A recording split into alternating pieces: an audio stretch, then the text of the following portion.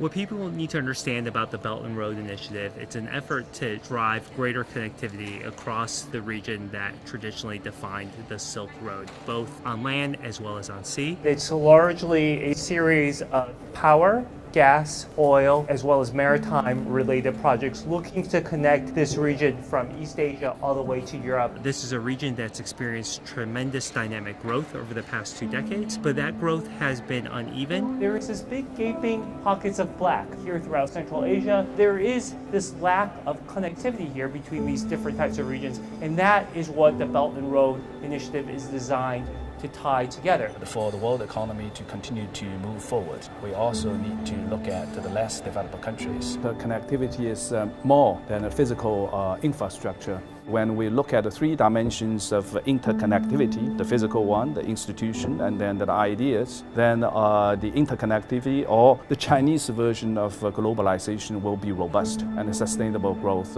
will continue. This is a data set thanks to Oxford Martin School and Harvard schools, and there's a legend at the top left that you can see. Every red dot will be every Chinese airfield. The green dots will be each Chinese power plant, the blue dots each reservoir, and the yellow dots will be each wastewater treatment plant. In essence, the early years of China's growth was a hydro-driven story. But then if we play this forward to the start of the reform era, you also see the emergence of power. What you also start to see here in the early 2000s is finally a focus on wastewater treatment plant. This immense resource growth also has a drain on resources. Growth is a function of land, labor, capital. Looking at the land, we face very severe physical constraints. Population is aging.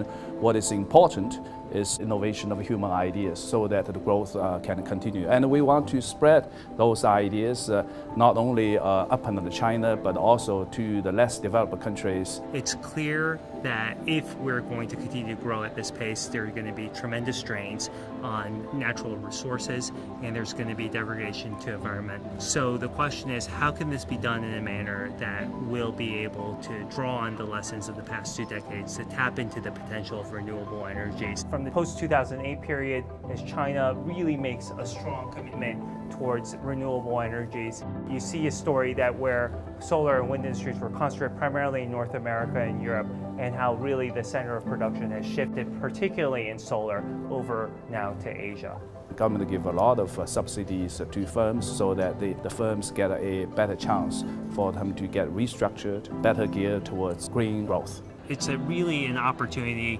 for the region and for China to figure out how it wants to interact with the global economic architecture that's in place today as China moves forward into not only the near abroad, but also as China thinks about how it wants to shape the global economic system for the 21st century.